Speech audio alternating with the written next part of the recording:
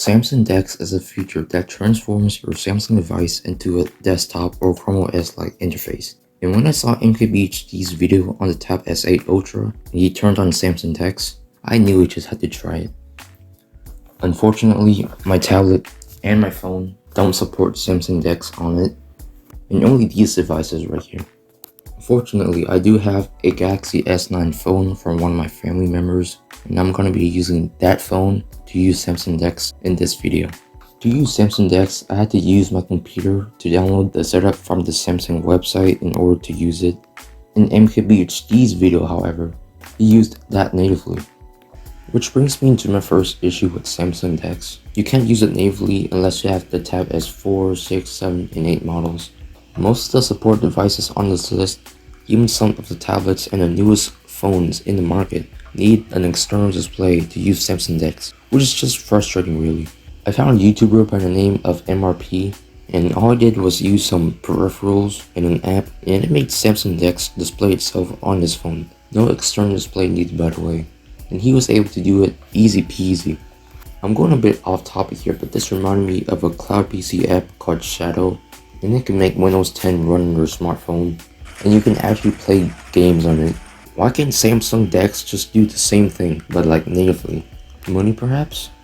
Once the app has downloaded, connect your phone to your computer, press start now on your phone, and DeX will launch. So here you're on DeX, your apps are on the top left just like Windows, and the taskbar kinda looks like Chrome OS in my opinion. The taskbar in other YouTube videos I've seen were rounded and looked way different than what I had. That's probably an old version of DeX. Anyways, the button on the bottom left takes you to all your apps on your phone. Here's something interesting. When I opened the camera app in Samsung DeX, it secretly turned on the phone's camera in the background, and taking photos and videos worked even when the phone was off. When you open up an app on your computer and then you try to do it on your phone, it will say that you have to restart. Vice versa, if you open up an app on your phone and then try to open it on your computer, you will also get the same message. Also, when I opened up an app on Samsung DeX, it shows the app in the recent apps on the phone. Waste of space? There are 4 options above the apps button: Contact Us, DeX Labs, Lock DeX, and Exit DeX. Contact Us just lets you contact Samsung if you have any issues with DeX in any way. DeX Labs is an experimental setting that lets you resize apps to make viewing stuff easier, but it can lead to apps glitching and scaling looking pretty bad, which is pretty annoying.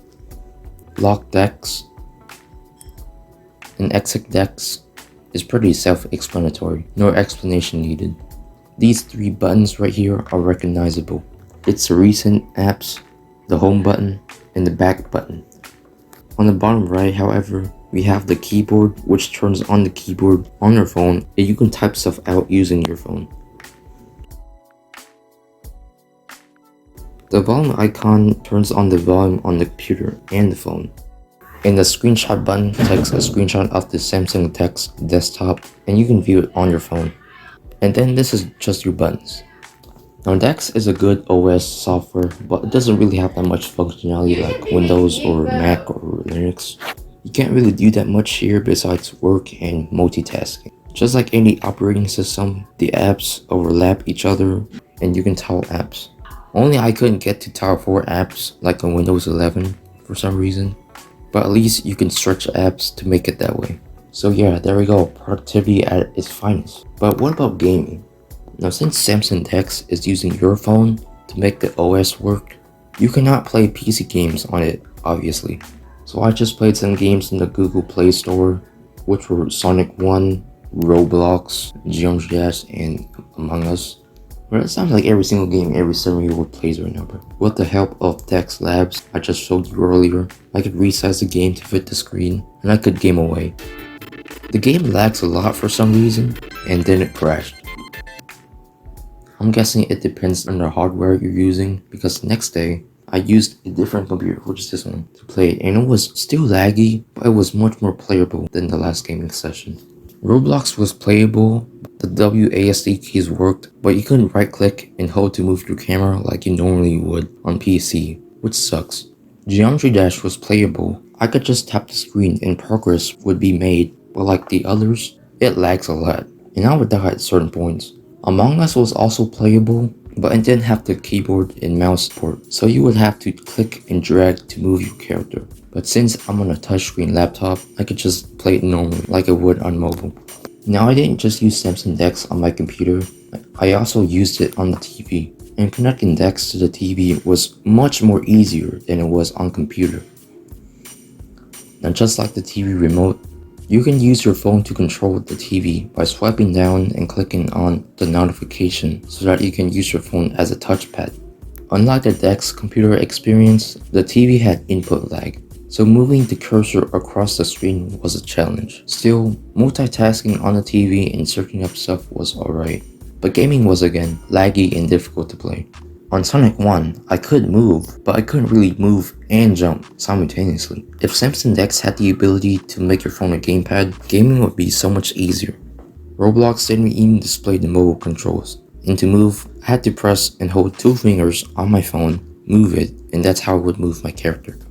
Geometry Dash is simpler and easier. You could just tap your phone and your character would jump. Just don't try to be a god and play demon levels. The screen is not that smooth to play playing demon levels without lagging. While playing Among Us, moving was easy. Just press and hold your finger to move, and since the TV has input lag, as I said earlier, moving and pressing buttons and doing tasks was difficult, of course. I don't really see myself using DeX on TV that much, so that wraps this part.